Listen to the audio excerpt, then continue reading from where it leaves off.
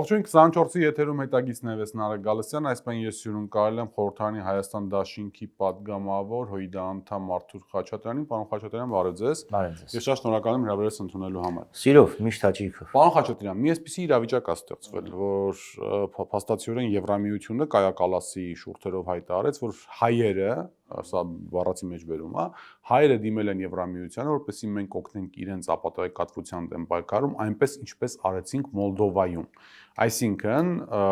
այստեղից հետևություն, որ Եվրամիությունը ամբողջական աջակցություն է նախընտրական շրջանում տրամադրելու Նիկոլ Փաշինյանին, աչք փակելով Հայաստանում տեղի ունեցած եւ ապագայում դեռևս տեղի ունենալիք ռեպրեսիաների վրա։ Ա. Ինչ է սա նշանակում եւ Բ. Ինչ է մտածում ընդդիմությունը սրա դեմ, ինչ դեղատոմս կարելի է գտնել։ Հայտարարությունն իհարկե շատ մտահոգիչ էր, մանավանդ հաշվի առնելով այն նախընթաց իրադարձությունները, որոնք Հայաստանում տեղի են ունեցել։ Մասնավորապես հիշեցնեմ, որ վերջի թե նախավերջի հարցուպատասխանի ժամանակ ազգային ժողովում Նիկոլ Փաշինյանը պարզ սկսեց խոսել, որ Հայաստանի փրկությունը բառացի մեջբերում իհարկե չեմ կարողանա, բայց այն է, որ այս ընդդիմությունը, որը հիմա կա, որը ազդեցության գործակալ է, ինքն այլևս չլինի։ Եվ ԿՊԱ-կանների այս նարատիվը, որը իրանք անընդհատ տիրաժավորում են, Հայաստանի դեմ հիբրիդային պատերազմ, Հայաստանի հիբրիդային գրոհի է ենթարկվում, ազդեցության գործակալները հարձակում են սկսել Հայաստանի վրա, այս ամեն ինչը որ իմի ես բերում, ակնհայտ է, որ իրենք հող էին նախապատրաստում, որ մարդկանց ներկայացնեն որպես ազդեցության գործակալներ, որպես Հայաստանի դեմ պայքարողներ, իհարկե առանց որևէ ուրեմն ապացույց ներկայացնելու, այլապես հասկանում եք, չէ, որ ԱԱՑ-ն գործեր կսկսեր բոլոր անդիմադիրների դեմ, այլ ոչ թե զբաղված կլիներ երկու բլոգերների ուժով բերման ենթարկելով այն դեպքում, երբ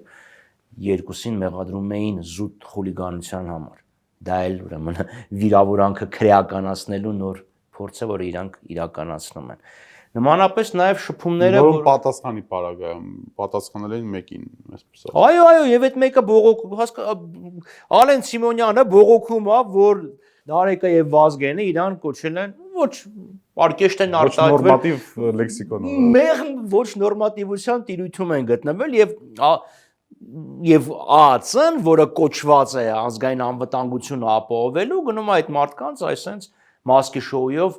բերման է ենթարկում։ Եւ դա էլ այն պայմաններում, որ մի քանի տարի, 2 տարի առաջ իրանք վիրավորանքը ապաքրեականացրեցին, հիմա դա նույնն է գալիս, այսինքն դա ասում ես, որ դու ոչ թե վիրավորանքը, այլ մի բան էլ իրեն խուլիգանություն են դրանց կպցնում։ Հիմա, եթե հիմք լիներ Նիկոլ Փաշինյանի ասացի, դա գոնե այսքան ակնհայտ է, որ ԱԱՑ-ն կգար բոլոր անդիմադիրների տները։ Միևնույն ժամանակ որոշ ուրեմն քննարկումներ, որոնք ունեցել են օրինակ եվրոպադգամավորների հետ եւ մարդիկ, ովքեր ունեն կշիռ։ Դուք եք ունեցել։ Այո, խոսակցություն Եվրանեստի շրջանակներում, չէ, ասում է ես հերոստացույցը միացնում եմ, Սալավյովն է, խոսում է Սամվել Կարապետյանի մասին, ասում եմ եւ նշանակում է Սամվել Կարապետյանը ազդեցության գործակալ, ասում եմ հոբ կներես։ Ազդեցության գործակալ ի՞նչ է նշանակում։ Եթե Սամվել Կարապետյանը գործակալ է, ուրեմն իր դեմ պետք է լիներ այդ հոդվածով քրեական հետապնդում, եւ երրորդ էս հարցը, որ դուք բարձրացնում ես, փաստորեն արդարացնում ես Նիկոլ Փաշինյանի ռեպրեսիան, որովհետեւ ըստ քեզ Սալավյովը Սամվել Կարապետյանի պաշտպանում է եւ կապում ես դա Կրեմլի հետ։ Ճիշտ եմ հասկանում, որ եվրոչինովնիկության հատվածում, մասնավորապես բրյուսելյան եվրոչինովնիկության հատվածում հակառուսականության ապրանք գնելու պահանջարկը այնքան շատ է, որ Նիկոլ Փաշինյանը, այսպես ասենք, բոլորին կամ բոլորիս կարողանալու է իբրև եւ փորձում է իբրև անցկացնել իբրև ռուսական 5-րդ շարասյուն, չգիտեմ, Կրեմլի ագրենտ ռուսաստրուկ եւ այլն, այդ ամեն ինչը վաճառելու այդ ապրանքը սիրով նրանք վերցնում են։ Այո, ակնհայտորեն երկու, այսինքն կարող են տարբեր օրինակներ դիտարկել, չէ, երբ հարց է բարձրացնում, ասում ես ինչպես եղավ, որ օրինակ Լիդիանի աշխատանքների վերսկսման հարցը երկար ժամանակ ինչ որ մի գզրոցում էր պահվում, հենց Լիդիանը իր բաժնետոմսերի մի մասը նվիրաբերեց կառավարությանը,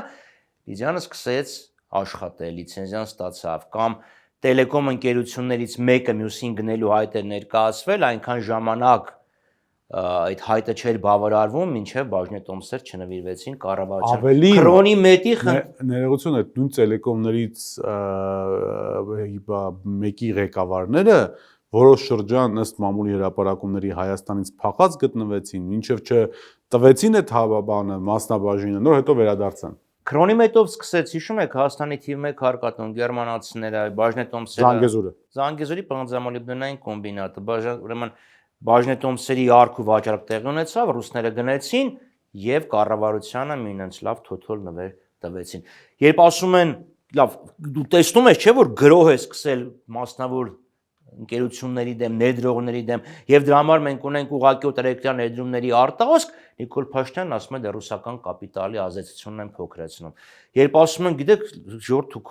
խելագար չեք, շիզոֆրենիկ չեք, ուրեմն արք եպիսկոպոսը, Մայրաթորի դիվանապետը, ինչ որ մեկի հազար ներողությունների ջեբը պլան է գցում։ Եվ մարդկանց հետ խոսում ես, իրանք կամ ի՞նչ է նշանակում կամերա տանես դնես ինչ որ մեկի տանը, ասես սա էս ինչ որ մեկի քերակինն է։ Դե այդ ամեն ինչը Եվ դա ինքը ո՞նց է ասում է ես չեմ ուզում որ վեհապար հայրապետը ավակ լեյտենանտի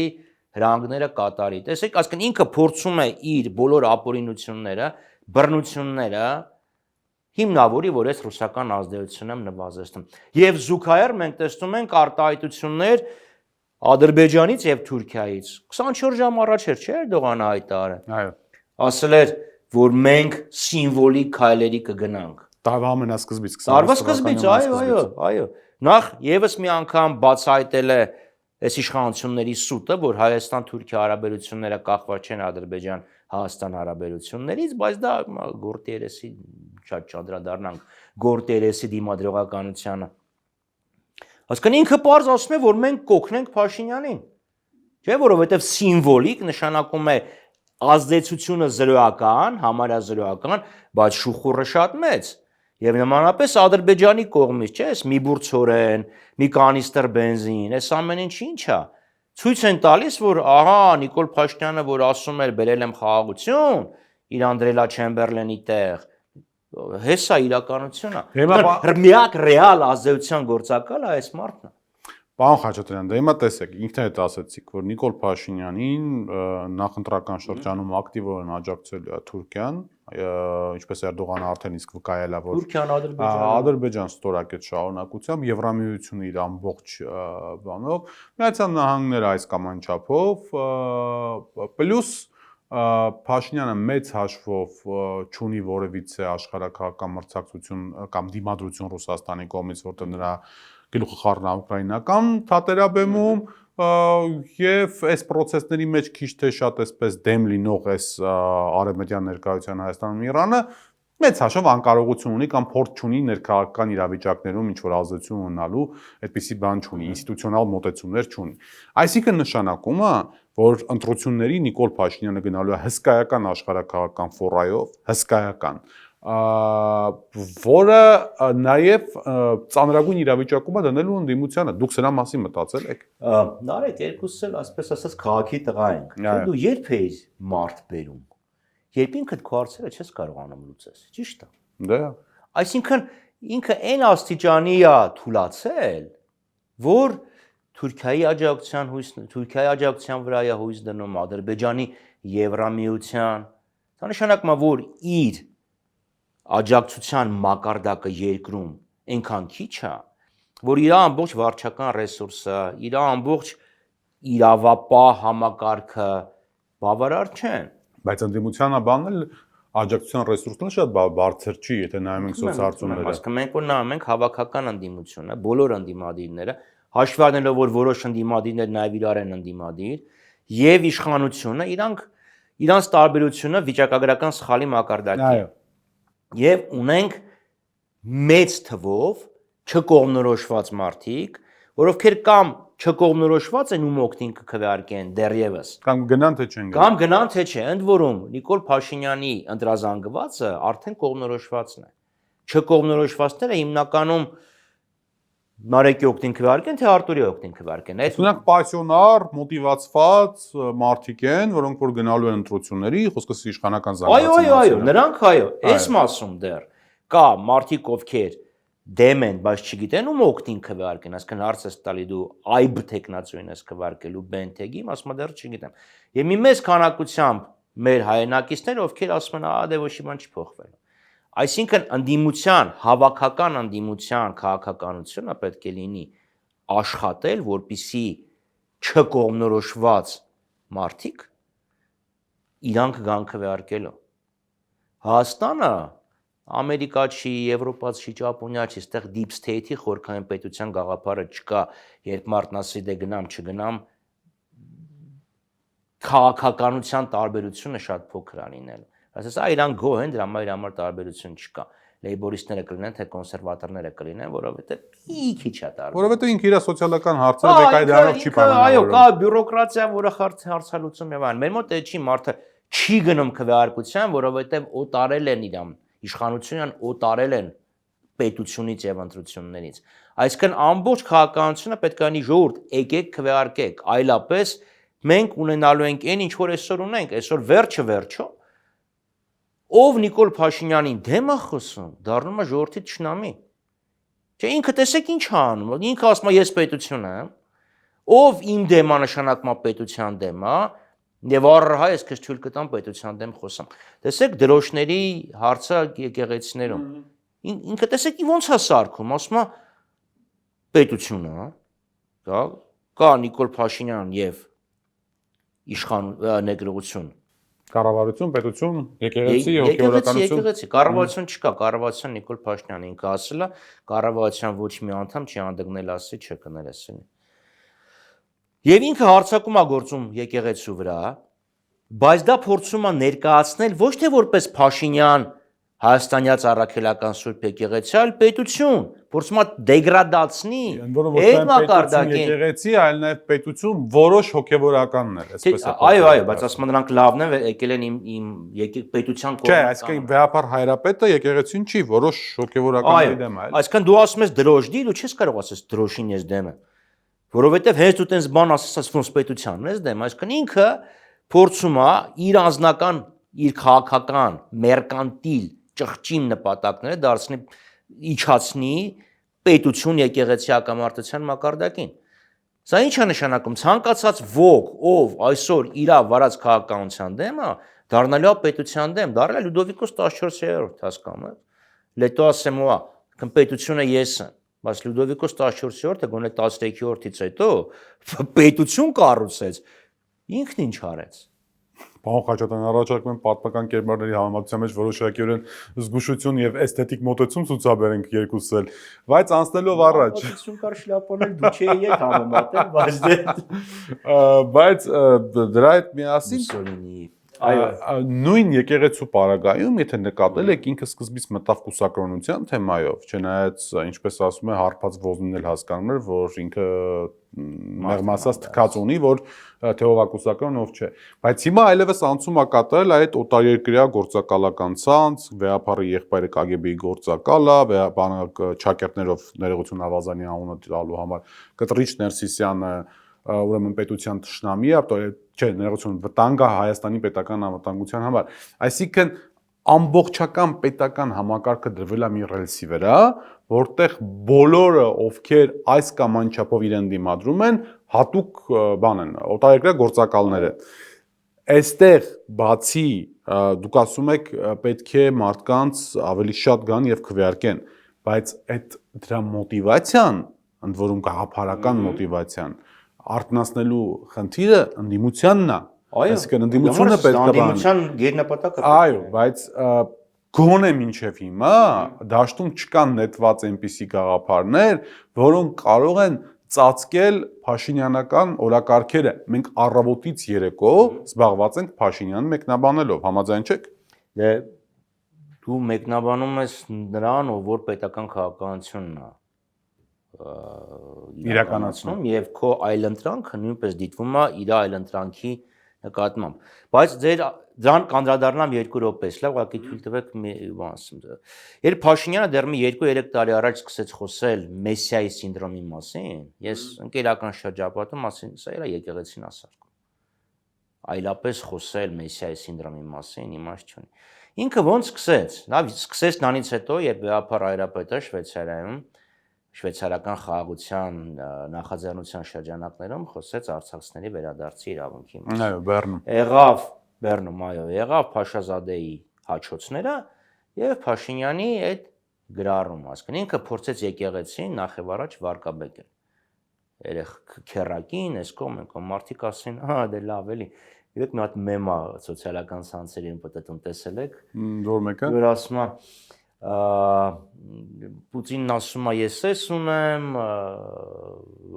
Թրամփ ասում է ես ամենաուժեղ բանակ ունեմ, իսրայելցիք ասում են պարսիկներ ատոմային ռումբ ունեն, մեր վարչապետն ասում է սրբազան երեխա ունի։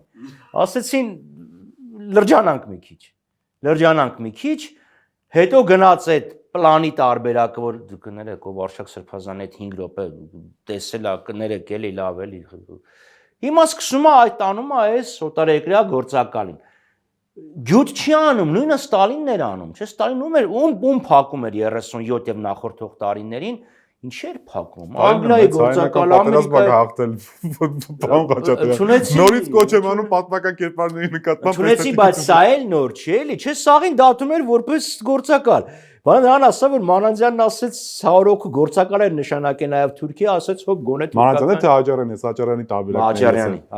Աջարյանն ասել հոп ում ուզում ես ասել։ Թուրքիան համաձայն չեմ, հա։ Այդ մոտեցումն է գնում։ Այսինքն մենք պետք է ինչ անենք, ցույց տանք, որ այս մարդը իր անձնական կուլտն է, ինքն է մենակ, բայց ի տարբերություն նույն Ստալինի, ովքեր սարքեցին պետություն եւ հաղթեցին, ինքը եղածը քանդեց։ Իսկ մենք պարադոքս ունենք, մարդ, որը ամեն հարցում զիջում է արտաքին աշխարհին, հանուն իշխանության, ներսում ինքը դարել է Պոլ Պոտ, Իդի Ամին եւ շատ ավելի վատ։ Դրա համար պետք է լինի ժողովուրդ, մի քանի ուղերձ։ Եկեք մասնակցեք ընտրություններին։ Սա պարզ մաթեմատիկա։ Դիցուք Փաշինյան ունի 200,000 մարդ, ովքեր իր համար պատրաստ են կրակը մտնեն։ Թրամփը ինչ էր ասել, Times Square-ում մարդ սպանեմ, իմ օգտին քվեարկողներ կլինեն։ Պարզ։ Այսինքն մարդիկ, ովքեր աջակցում են, հեսա, նկարը կա։ Կա պետական համակարգ, ուժային համակարգ, այդ սաղ բոլորը միասին դիցուկ ունեն 400,000, դիցուկ 400,000 հոգի մարդ։ Թիվ եմ ասում, ուղղակի։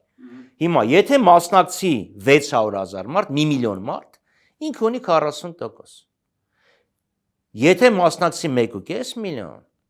ինքը արդեն 30%-ից քիչ է գալիս։ Ինքը արդեն շանս չի ունենա հաղթել։ Եվ դրա համար պետք է գնալ եւ մասնակցել։ Խաչատրյան, այդ որ եթե գնալ մասնակցելը բոլոր ընտրությունների ժամանակ մենք լսել ենք, դա միշտ չի որ օգուտ է տալիս։ Պետք է գնալ եւ մասնակցելուց զատ մեկ այլ բան է պետք, որպեսզի գնան եւ մասնակցեն։ Մեկ այլ բաներ ասողներ կան, բոլորն էլ տարբեր առաջարկություններ ներկայացնում են։ Խնդիրն ուրիշ է։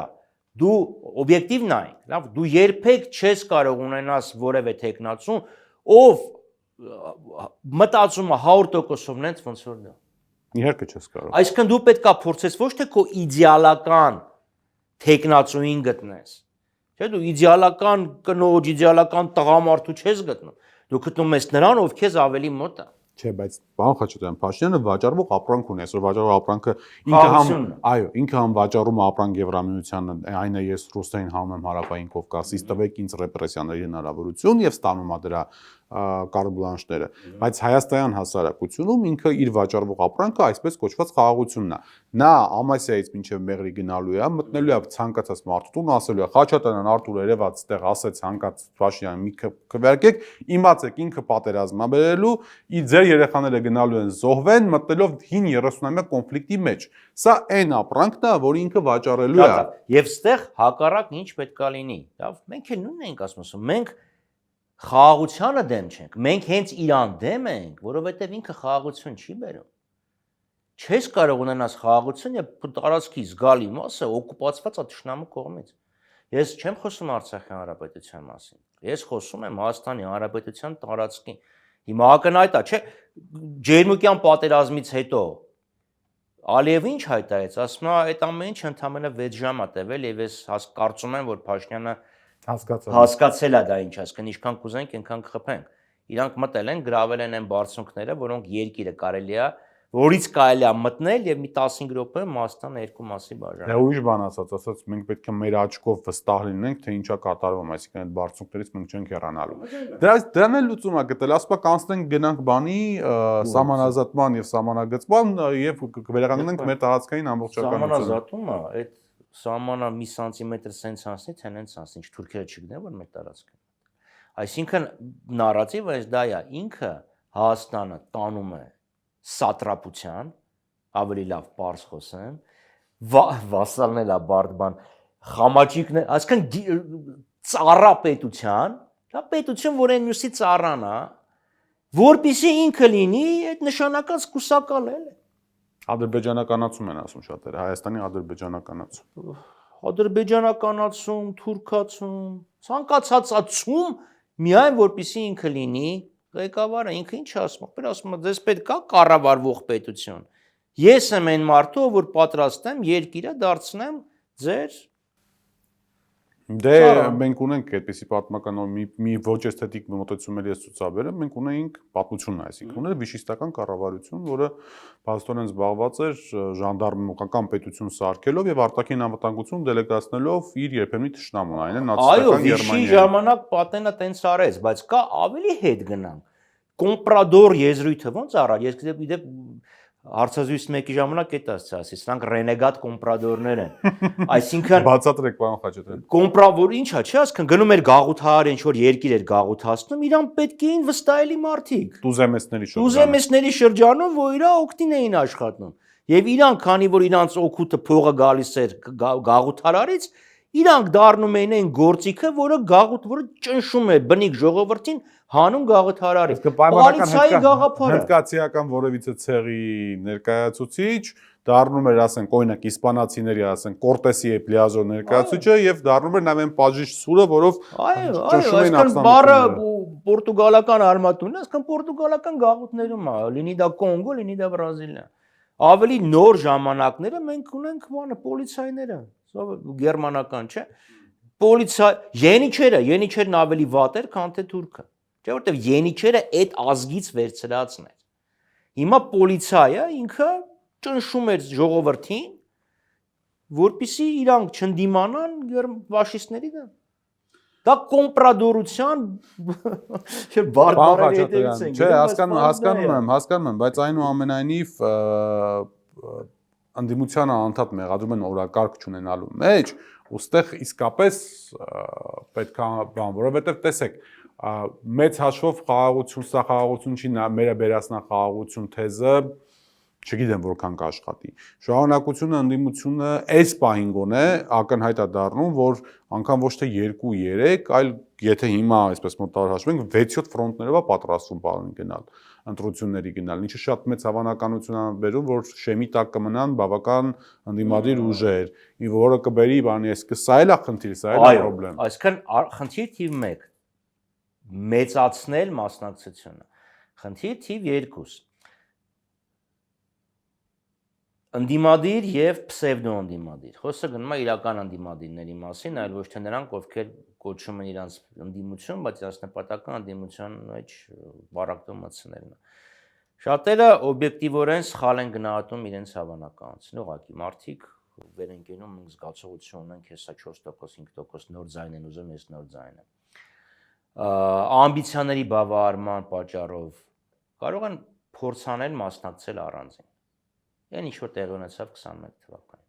Արդյունքում Նիկոլ Փաշինյանով ժողովրդական ընտրությունների ժամանակ ստացել էր ժողովրդի 53-ը 8 թե 53.9%-ը, խորհրդանում այսօր ներկայացված է 2/3-ով 65-66%։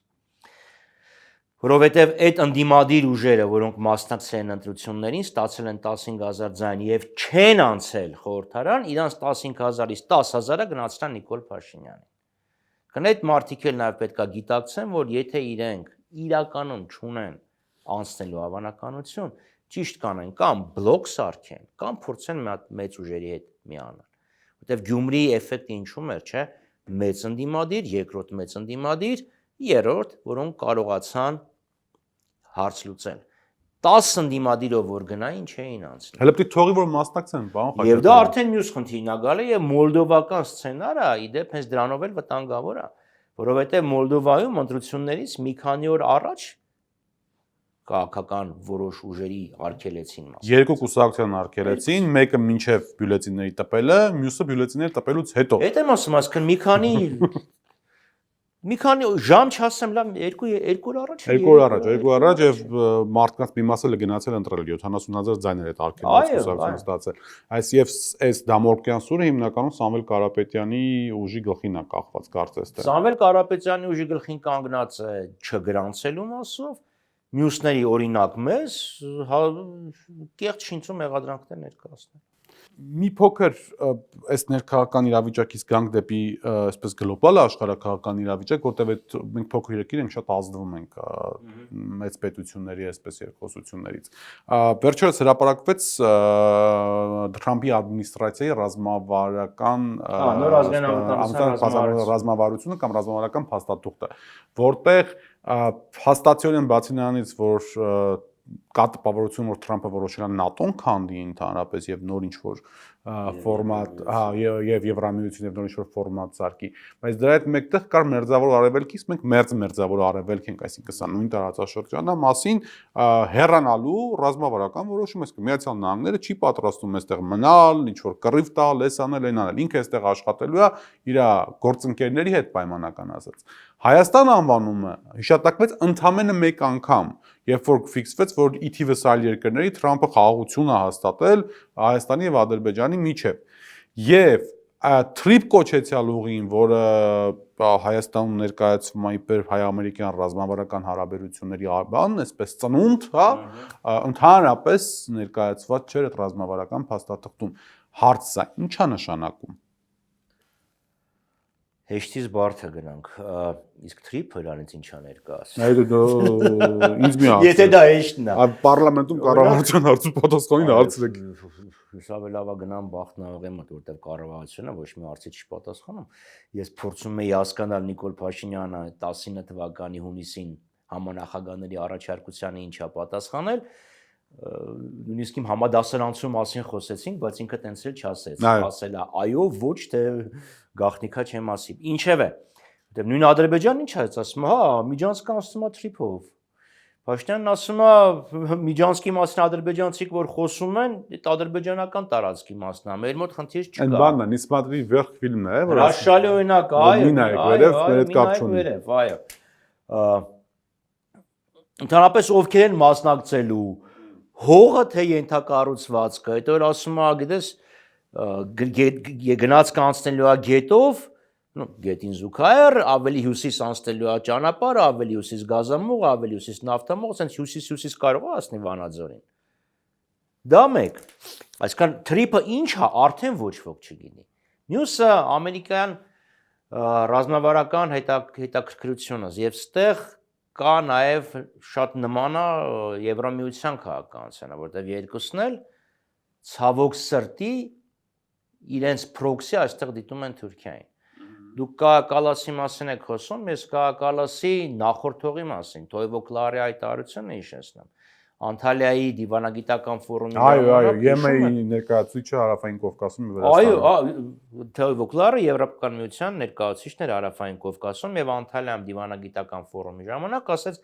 Թուրքիան ստացել է պատմական հնարավորություն ցեմենտելու իր առաջնորդող դերը